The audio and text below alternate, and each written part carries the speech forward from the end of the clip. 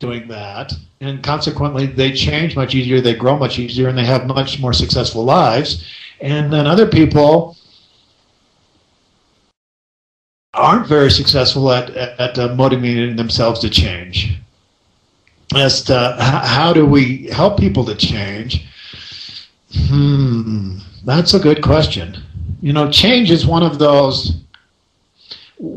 Excuse me. Oh, goodness gracious, I've got an itchy nose today. I know that looks really uncool on video camera, but oh my gosh, it's driving me crazy. Okay, back to the show here.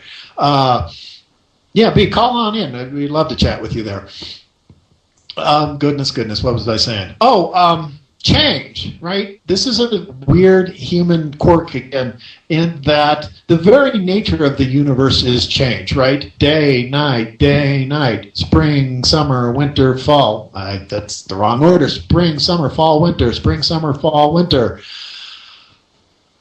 High tide, low tide, full moon, new moon. Even if we get into the whole subatomic realm, there's this, I mean, this stuff is so weird, but sometimes particles exist and then they disappear. It's like the very particles of existence flash in and out of existence, in and out of existence, in and out of existence, right? So the very nature of this universe is change.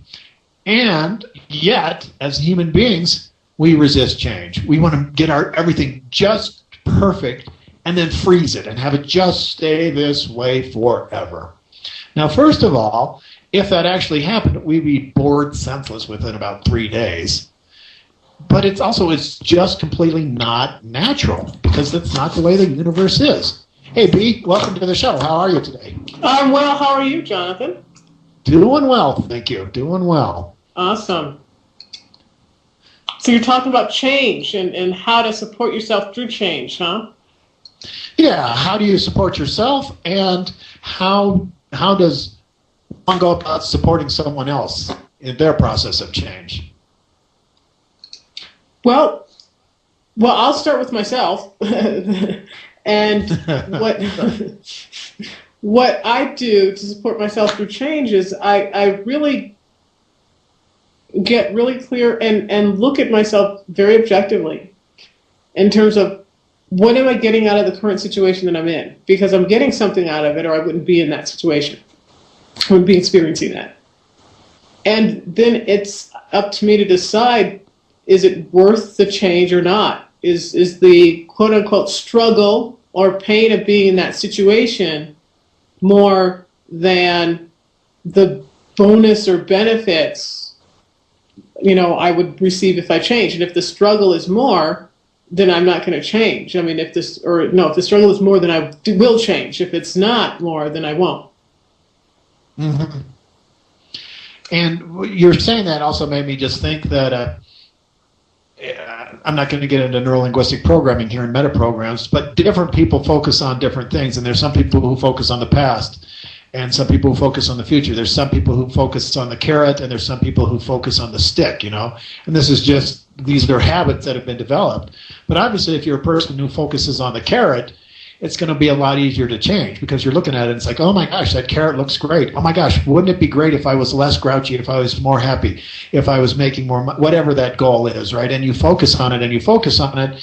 And, just law of attraction 101 is what you focus on is what you get. So if you're by nature a person who focuses on the carrot, change is going to be a lot easier for you.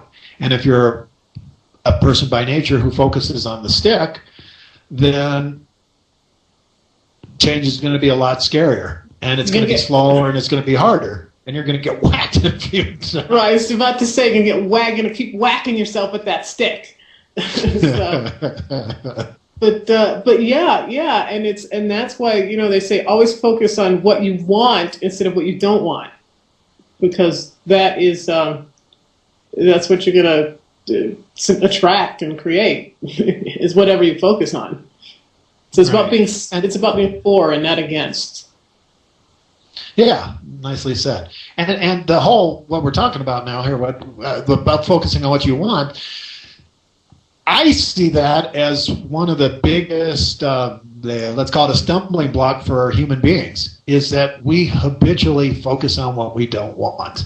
And you can test this out after the show. Go up to somebody and ask them, what do they want? Whether it's in their relationship, their business, their whatever. Hey, what do you want? And listen. And chances are very good that within a couple sentences, they're going to start talking about what they don't want.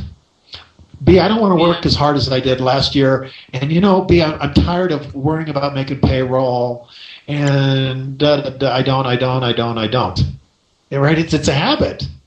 And, I know. And we'll do it over and over. And what's fascinating is it takes just as much energy to focus on what you do want than it does to focus on what you don't. Yeah. I think it was about a year ago, when I just really became aware of how often people in general focus on what they don't want, but also myself. And I'm married, and anybody who's ever been in a relationship know you have these moments where you're like, oh my gosh, why did I ever even get in this relationship, right? Oh, right, whatever. And whenever that would happen, the first thing that would come to my mind was, I don't want to deal with this crap. That's the first thing that would come to my mind. I don't want to deal with this crap. Well, where's the room to fix a relationship in that? There's